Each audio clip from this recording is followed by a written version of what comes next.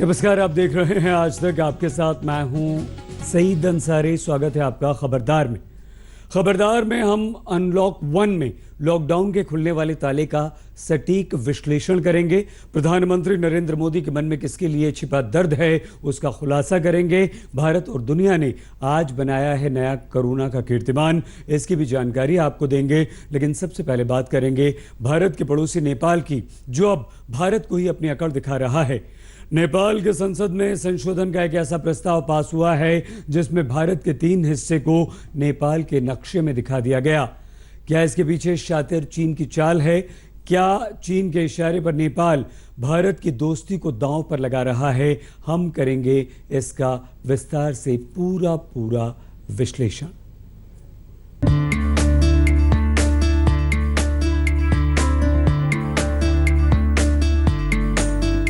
ना जाने कितने दशकों से भारत और नेपाल की दोस्ती की मिसाल दी जाती है। दोनों देशों में रिश्तों की मिठास का आनंद भारत और नेपाल के लोग सदा से महसूस करते आए हैं। यहाँ तक कि दोनों देशों के बीच रोटी और बेटी का संबंध एक धरोहर की तरह संजो कर रखा गया है। नेपाल सरकारले हालै नेपालको अत्यावधिक राजनीतिक तथा प्रशासनिक नक्शा स्वीकृत गरी नेपालको वास्तविक सीमा अनुरूपको नक्शा। लेकिन मौजूदा तारीख में शायद सब कुछ ठीक नहीं है, क्योंकि नेपाल की संसद में एक ऐसा प्रस्ताव पेश किया गया है जो भारत नेपाल दोस्ती के दामन में एक बड़ा धब्बा साबित हो सकता है। नेपाल की सरकार ने अपने नए नक्शे को संविधान में शामिल करने के लिए संसद में बिल पेश किया है। इस नए नक्शे में भारत के 3 इलाकों लिपुलेख, कालापानी और लिम्पियाधुरा को नेपाल में दिखाया गया है।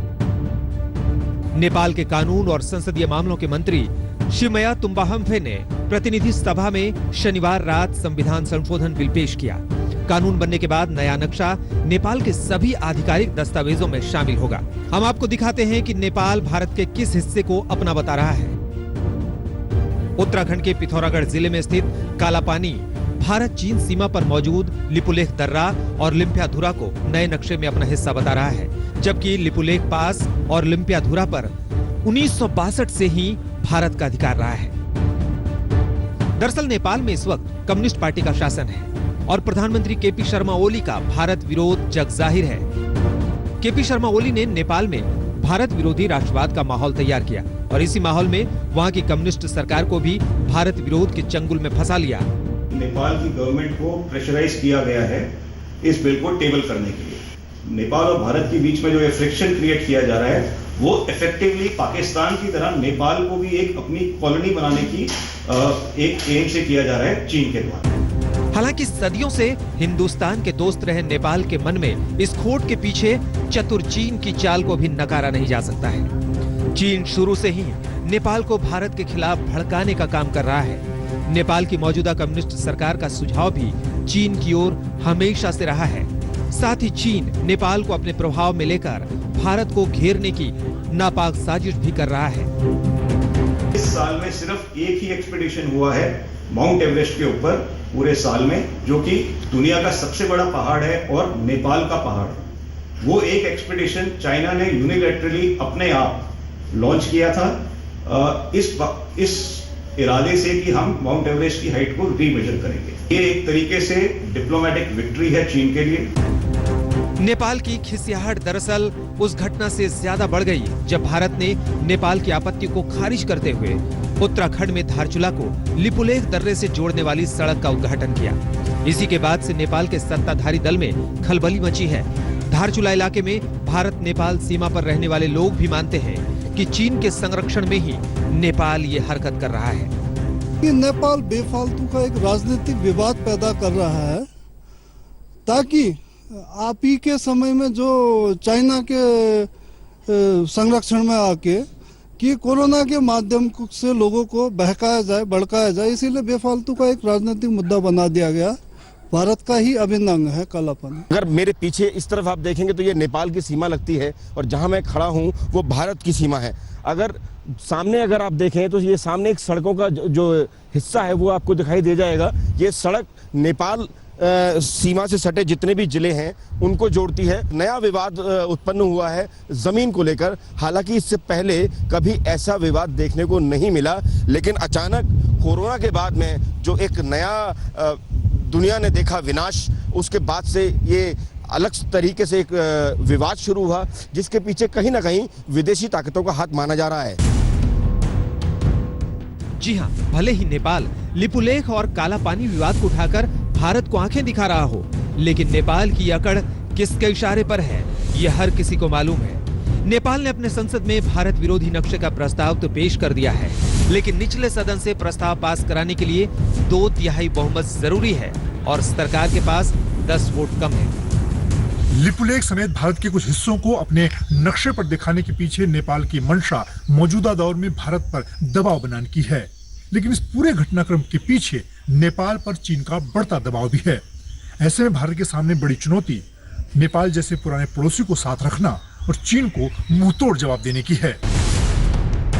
नेपाल सिर्फ नक्शे के मोर्चे पर ही भारत विरोधी काम नहीं कर रहा है, बल्कि टकराव के मूड में शुरू से रहे नेपाल के प्रधानमंत्री ने एक और पैतरा दिखाते हुए भारत से लगी 20 सीमाओं को छोड़कर बाकी सभी को बंद करने का फैसला किया है। प्रधानमंत्री केपी शर्मा ओली की कैबिनेट ने सीमा व्यवस्थापन और सुरक्षा के नाम पर सख्ती दिखाते हुए ये फैसला लिया है। इसी वजह से नेपाल जाने वाले भारतीय नागरिक अब सिर्फ चुनिंदा बॉर्डर से ही दाखिल हो पाएंगे। अब विदेशमा रहनुभएका नेपाल आउनुपर्ने अवस्थामा रहनुभएका नागरिकहरूलाई स्थल मार्ग हुँदै आउने त्यो प्रयोजनको लागि 20 वटा नाकाहरू तोकिएको छ, जुन राजपत्रमा पनि सूचना प्रकाशित भइसकेको छ। नेपाल का भारत विरोधी मन सिर्फ इतने से ही नहीं भर रहा है। भारत के साथ तनाव को देखते हुए नेपाल ने अपने सीमा क्षेत्र में सेना की तैनाती को भी मंजूरी दे दी है। ये पहली बार है जब नेपाल भारत सीमा पर सेना की तैनाती होने जा रही है। अब तक भारत की तरफ सीमा की निगरानी एसएसबी कर रही है, जबकि नेपाल की तरफ से सशस्त्र प्रहरी बल यानी एपीएफ के हवाले सुरक्षा की जिम्मेदारी है। अभी कोरोना के परिप्रेक्ष्य में नेपाल सरकार ने 20 जगहों पर आने जाने की सुविधा मुहैया कराने के बाद निर्णय की है। इससे सीमा क्षेत्र में रहने वाले लोग, इससे नेपाल के विभिन्न हिस्से में रहने वाले लोगों की काफ़ी कठिनाइयाँ होगी। दोनों तरफ के नागरिक विक्टिमाइज हो रहे हैं, सीमा पर परेशान हो रहे हैं। सीमांचल में अभी समन्वय की आवश्यकता है दोनों तरफ। दोस्त दोस्त ना रहा, ये गाना भारत नेपाल संबंधों पर बिल्कुल सटीक बैठता है। झूठे राष्ट्रवाद की राजनीति की वजह से नेपाल और भारत के संबंधों में दरार लगातार बढ़ती जा रही है। इसी बीच नेपाल ने भारत के साथ बेटी रोटी के संबंधों को सामाजिक तौर पर दूर करने का प्रयास भी किया है, जिसे दोनों देश के सांस्कृतिक और धार्मिक स्वरूप को देखते हुए कतई उचित नहीं ठहराया जा सकता। नेपाल ने 3 मोर्चे पर भारत का विरोध शुरू किया है, लेकिन नेपाल के लिए यह समझना जरूरी है कि जिस चीन के बहकावे और जिस चीन की शह पर वो दशकों की दोस्ती को दांव पर लगाने का महा जोखिम ले रहा है, वो उसके भविष्य के लिए बेहद खतरनाक साबित हो सकता है। नेपाल की सरकार को यह खुद भी समझना होगा कि भारत से रोटी बेटी के रिश्ते की विरासत से खिलवाड़ खुद उसकी सेहत के लिए नुकसानदेह होगा। पटना से सुजीत कुमार झा और धारचूला से दिलीप सिंह राठौर और दिल्ली से मंजीत नेगी के साथ आज तक ब्यूरो। तो आपने देखा कि कैसे नेपाल दोस्ती की पटरी की रेल से डिरेल हो रहा है। आइए अब हम आपको बताते हैं कि आखिर नेपाल ऐसा क्यों कर रहा है। दरअसल नेपाल की मौजूदा केपी शर्मा ओली सरकार भारत विरोधी राष्ट्रवाद का नारा देकर ही सत्ता तक पहुंची है और इसके अलावा अपने आंतरिक विवाद को दबाने के लिए नेपाल कम्युनिस्ट पार्टी की एक चाल भी है। दूसरी अहम जानकारी यह भी है कि अपनी सरकार को गिराने से बचाने के लिए नेपाल सरकार ने नक्शे का यह नया शिगुफा छेड़ा है। राष्ट्रवाद के नाम पर ओली सरकार ने विपक्षी दलों को भी सरकार के साथ आने पर मजबूर कर दिया है। आर्थिक लालच के कारण नेपाल चीन की तरफ झुका हुआ है। नेपाल बेशक भारत के 3 हिस्सों को अपने नए नक्शे में अपना बता रहा है, लेकिन नेपाल को 1816 में हुई सुगौली की संधि को बिल्कुल नहीं भूलना चाहिए। 1816 में ब्रिटिश भारत और नेपाल की राज्य सत्ता के बीच सुगौली की संधि में सीमा को लेकर एक समझौता हुआ था, जिसके अनुसार महाकाली नदी के पूर्व का हिस्सा नेपाल का माना गया था, जबकि लिपुलेख दर्रा, काला पानी, लिम्पियाधुरा का इलाका महाकाली नदी के दक्षिण पूर्व हिस्से में पड़ता है। मतलब यह हिस्सा नेपाल का नहीं बल्कि भारत का है। और आइए अब बात कोरोना और लॉकडाउन के बाद अनलॉक 1 की। कोरोना की बढ़ती रफ्तार के बीच लॉकडाउन का घटता हुआ शिकंजा कल से शुरू हो रहा है। कल से लॉकडाउन तो रहेगा, लेकिन अनलॉक इसे कहा जा रहा है। देश भर में करीब 68 दिनों से चली आ रही पाबंदियों में कल से एक बहुत बड़ी छूट मिलनी आपको शुरू हो जाएगी। अर्थव्यवस्था को पटरी पर लौटाने के लिए काम धंधे रोजगार फिर से शुरू कर दिए जाएंगे। 8 जून से धार्मिक स्थलों के साथ साथ तमाम मॉल्स, होटल्स, सिनेमाघरों को खुलने की इजाजत मिल जाएगी।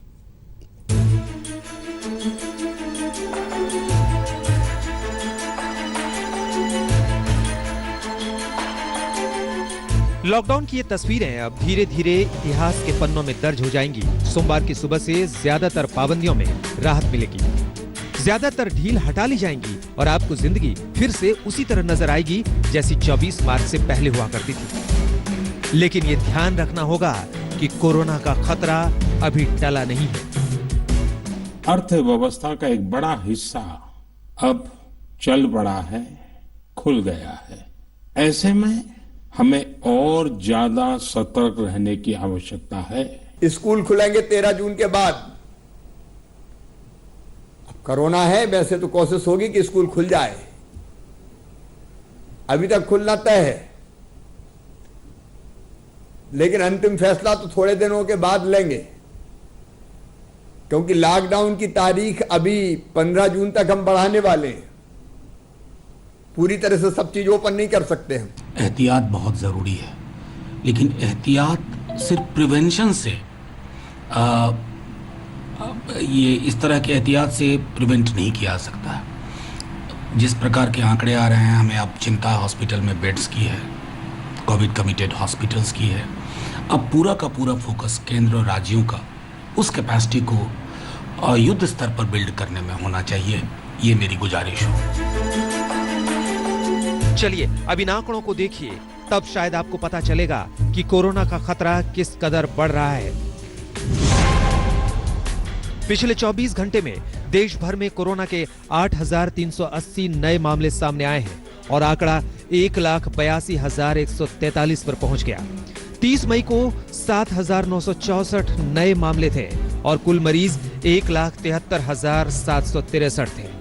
29 मई को 7,476 नए मामले सामने आए और आंकड़ा 1,65,799 पर पहुंच गया।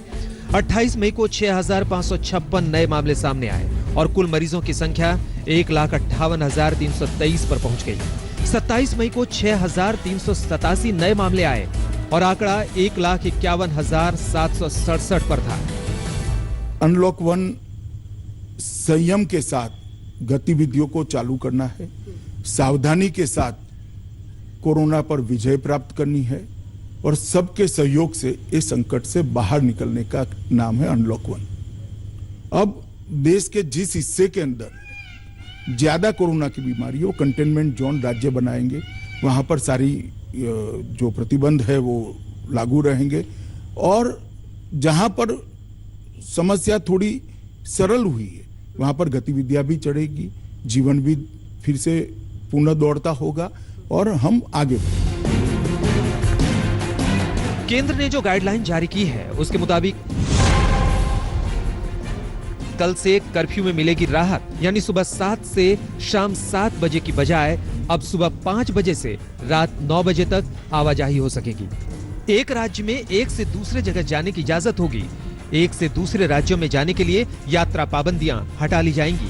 सरकारी और प्राइवेट दफ्तरों और कामकाज शुरू हो जाएगा। कंटेनमेंट जोन के बाहर की दुकानें खुल जाएंगी। अभी बड़े बड़े प्रोजेक्ट हमारे लगभग सभी प्रारंभ हो चुके हैं, तो आर्थिक गतिविधियों को भी हम लोगों ने तेजी के साथ आगे बढ़ाने का कार्य किया है और हमारा प्रयास है कि जान भी और जहान भी दोनों को साथ लेकर के चलेंगे और इसी बात को लेकर के कंटेनमेंट जोन में ही जो सख्ती होगी उसी को लेकर के हम लोग कार्रवाई करेंगे। गृह मंत्रालय के दिशा निर्देश के बाद सभी राज्यों ने अपने यहाँ कोरोना के आंकड़ों और कोरोना की रफ्तार को देखते हुए छूट और रियायतों की फहरिस्त तय कर ली है। क्योंकि कुछ सीमित को छोड़ के बाकी सारी गतिविधियां खोली जा रही हैं।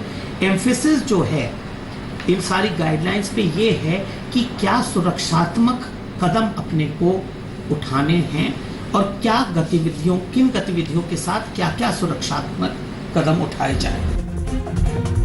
2 महीने से ज्यादा बीत गए, मॉल बंद हैं, होटल और रेस्टोरेंट बंद हैं, मंदिरों और दूसरे धर्म स्थलों में सन्नाटा पसरा है।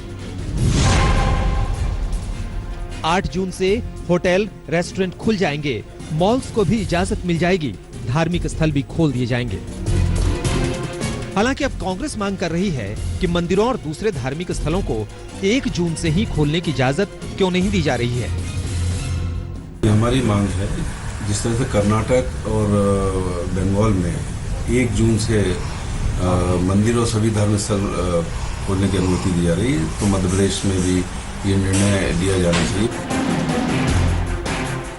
वैसे ममता बनर्जी ने केंद्र के गाइडलाइंस से पहले ही धार्मिक स्थलों को 1 जून से खोलने की इजाजत दे रखी है। बहरहाल भले ही अब जिंदगी फिर से पटरी पर लौटने की कवायद शुरू हो गई है, लेकिन हर किसी को याद रखना होगा कि सावधानी हटेगी तो कोरोना की स्पीड भी बढ़ेगी। आज तक ब्यूरो। केंद्र सरकार के गाइडलाइंस के बाद कई राज्य सरकारों ने भी अपनी अपनी गाइडलाइंस जारी कर दी हैं और यह साफ कर दिया है कि आप लोगों को कौन कौन सी छूट अपने अपने राज्यों में मिलने वाली है।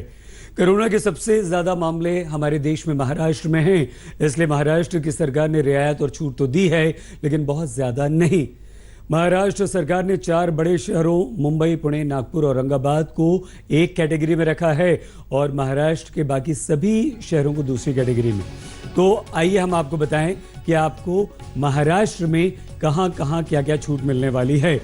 निजी ऑफिसेज जो हैं वो 8 जून से खुल जाएंगे, लेकिन 10% कर्मचारी वहां पर आएंगे। सरकारी ऑफिसेज में यानी कि ये है 90% जो कर्मचारी हैं वो वर्क टू होम करेंगे, घर से काम करेंगे। शॉपिंग मॉल्स फिलहाल नहीं खुलेंगे, सिनेमा हॉल्स का सवाल ही नहीं उठता। दुकान बाजार 5 जून से खुल जाएंगे, यानी कि अभी आपको 4 दिन और इंतजार करना पड़ेगा।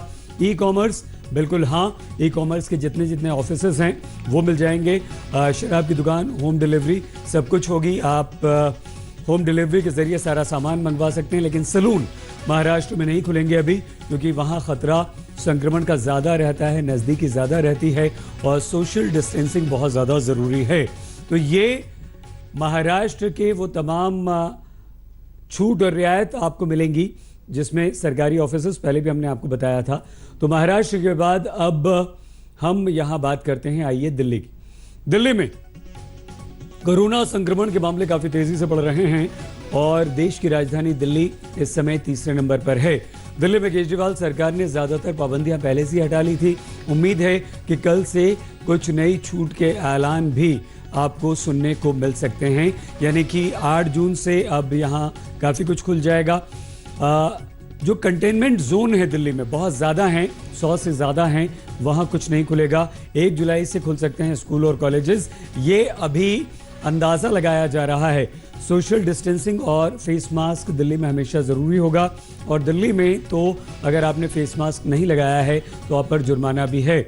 8 तारीख से मंदिर, मस्जिद, गुरुद्वारे, गिरजाघर यानी कि चर्च सब खुल जाएंगे। शॉपिंग मॉल्स और जिम 8 तारीख से खुल सकते हैं, यानी कि दिल्ली में 8 तारीख के बाद सब कुछ खुल जाएगा। कुछ भी ऐसा नहीं रहेगा जो बंद रहेगा।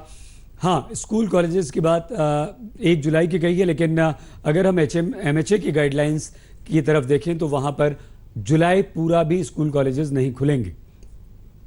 उत्तर प्रदेश ने भी अपनी गाइडलाइंस जारी कर दी हैं और भारी भरकम छूट का ऐलान उत्तर प्रदेश में हुआ है। लेकिन दिलचस्प बात यह है कि नोएडा और गाजियाबाद बॉर्डर को लेकर राज्य सरकार ने फैसला जिला प्रशासन पर छोड़ दिया है, यानी कि यहाँ के कलेक्टर्स जो हैं वो फैसला करेंगे। लेकिन नोएडा उत्तर प्रदेश में क्या क्या होगा? 100% कर्मचारियों के साथ सरकारी कार्यालय ऑफिसेज खुल जाएंगे, यानी कि गवर्नमेंट ऑफिसेज में आपको जाना, अगर आप उत्तर प्रदेश में हैं तो जाना ज़रूरी होगा। और 100% प्राइवेट ऑफिसेज भी खुल जाएंगे और वहाँ पर भी जो भी एम्प्लॉयज़ हैं उन्हें जाना होगा। रोडवेज की बसेस चल जाएंगी, जितनी सीट होंगी उतने ही लोग, यानी कि कोई खड़ा नहीं होगा, भीड़ नहीं होगी। बस स्टैंड पर यात्रियों की थर्मल स्कैनिंग की जाएगी। अगर आप बस ले रहे हैं तो वहाँ पर आपकी थर्मल स्कैनिंग की जाएगी। अच्छा, कार में भी यही है कि 5 से ज़्यादा लोग आप नहीं बैठ सकते हैं, जितनी सीट उतने लोग। 2 लोगों को बैठने की छूट दी गई है स्कूटर पर। ये हो ही नहीं सकता कि 3 लोग बैठ जाएं। ऑटो में जितनी सीटें उतने लोग, मतलब ये है कि उत्तर प्रदेश में सब कुछ खुल चुका है। हाँ, अगर आप किसी शादी में जाते हैं तो आप 30 लोगों को इजाज़त मिलेगी।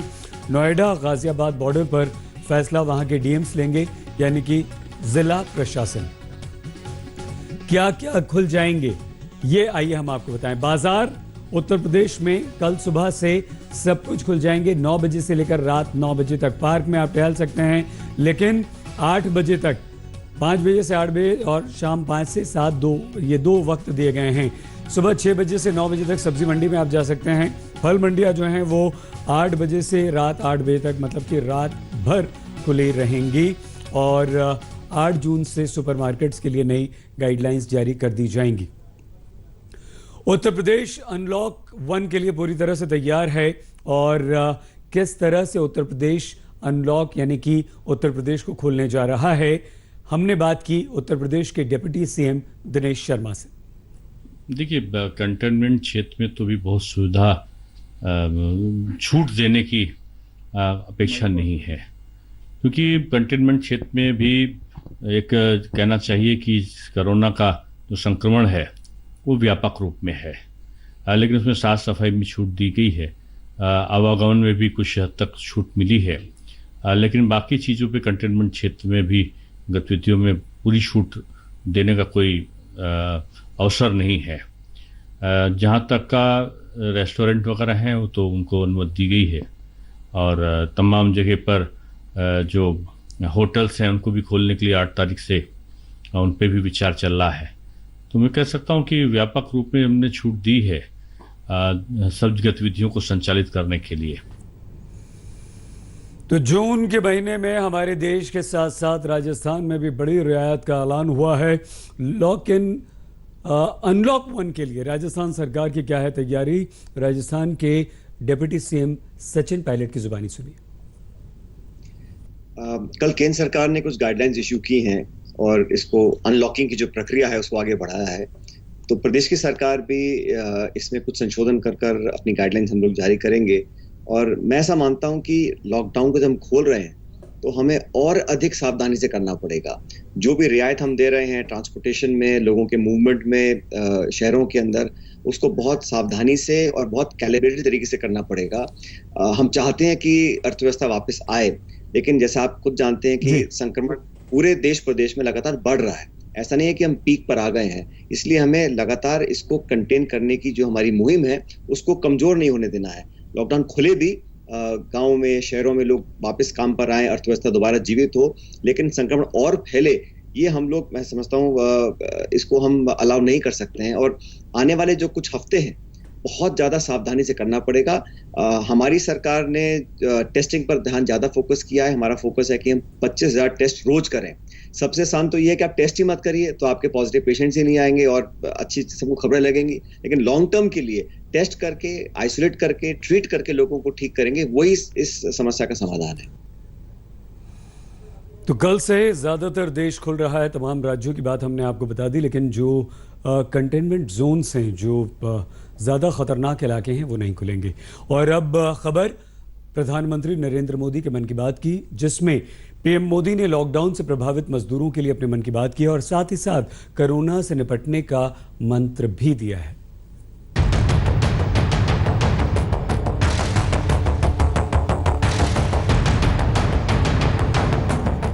देश इस वक्त बेहद मुश्किल दौर से गुजर रहा है। हिंदुस्तान के सामने न सिर्फ कोरोना नाम की महामारी से निपटने की चुनौती है, बल्कि लॉकडाउन के बाद विकास की पटरी से उतरी अर्थव्यवस्था को भी वापस लाइन पर लाने का चैलेंज है। जैसे कहीं श्रमिकों की स्किल मैपिंग का काम हो रहा है। प्रधानमंत्री मोदी ने आज मन की बात की और मजदूरों, गरीबों, श्रमिकों के प्रति अपनी संवेदना को बेपर्दा किया। जून से देश में अनलॉक 1 लागू हो रहा है। लॉकडाउन का ताला खोलने की ये पहली कड़ी है और कोशिश है कि सावधानी और संयम के साथ साथ जिंदगी को फिर से सामान्य किया जाए। मन की बात में भी पीएम मोदी ने कहा कि अर्थव्यवस्था चल पड़ी है, लेकिन और ज्यादा सतर्कता की आवश्यकता है। अर्थव्यवस्था का एक बड़ा हिस्सा अब चल पड़ा है, खुल गया है। ऐसे में हमें और ज्यादा सतर्क रहने की आवश्यकता है।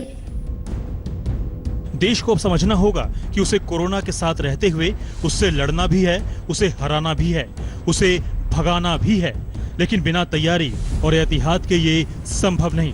मन की बात में प्रधानमंत्री ने फिर दोहराया कि 2 गज की दूरी और घर में रहने के नियम का पालन ही कोरोना के खिलाफ सबसे मारक मंत्र है। हमें हर इंसान की जिंदगी को बचाना है, इसलिए 2 गज की दूरी, चेहरे पर मास्क, हाथों को धोना, इन सब सावधानियों का वैसे ही पालन करते रहना है जैसे अभी तक करते आए हैं। प्रधानमंत्री ने देशवासियों की संकल्प शक्ति और सेवा शक्ति को हिंदुस्तान की सबसे बड़ी ताकत बताया, जिसके बूते कोरोना काल की चुनौतियों से लड़ने में सबसे बड़ी मदद मिल रही है। मोदी ने उन माँ बेटियों को भी शुक्रिया कहा जो हर दिन लाखों मास्क बना रही हैं। भारत पर आज देश में व्यापक मंथन शुरू हुआ। हालांकि प्रधानमंत्री की मन की बात पर विपक्ष ने भी अपना विपक्ष धर्म बखूबी निभाया। प्रतिक्रिया सुनेंगे तो आसानी से समझ जाएंगे। में करें, अगर इस बीमारी से, इस संकट से हमें बचना है और जिंदगी भी आगे चलानी है तो। आप दूसरी बात जहां तक प्रवासी मजदूरों की कर रहे हैं, उनके कष्ट के बारे में, उनकी पीड़ा के बारे में प्रधानमंत्री जी ने चिंता की। आज जरूरत है उनकी मदद की, लेकिन दुर्भाग्य से भारतीय जनता पार्टी की केंद्र की सरकार ने सबसे ज्यादा उपेक्षा प्रवासी मजदूरों की एहतियात बहुत जरूरी है, लेकिन एहतियात सिर्फ प्रिवेंशन से ये इस तरह के एहतियात से प्रिवेंट नहीं किया जा सकता। जिस प्रकार के आंकड़े आ रहे हैं, हमें अब चिंता हॉस्पिटल में बेड्स की है, कोविड कमिटेड हॉस्पिटल्स की है। अब पूरा का पूरा फोकस केंद्र और राज्यों का उस कैपेसिटी को युद्ध स्तर पर बिल्ड करने में होना चाहिए। ये मेरी गुजारिश हो। कोरोना उतनी तेजी से नहीं फैल पाया। विपक्ष का हमला एक और, लेकिन प्रधानमंत्री मोदी ने मन की बात में एक और बात से फिर आगाह किया कि कोरोना के खिलाफ लड़ाई का रास्ता लंबा है। हम विजयी भी होंगे, लेकिन इसके लिए सावधानी के रास्ते पर चलना होगा। जो कुछ भी हम आज तक ब्यूरो। नमस्कार, मैं हूं अंजना ओम कश्यप। हमें उम्मीद है ये वीडियो आपको पसंद आया होगा। लेटेस्ट खबरों के लिए यूं ही देखते रहिए आज तक, और इस वीडियो के पसंद आने पर लाइक, शेयर एंड सब्सक्राइब करना ना भूलें।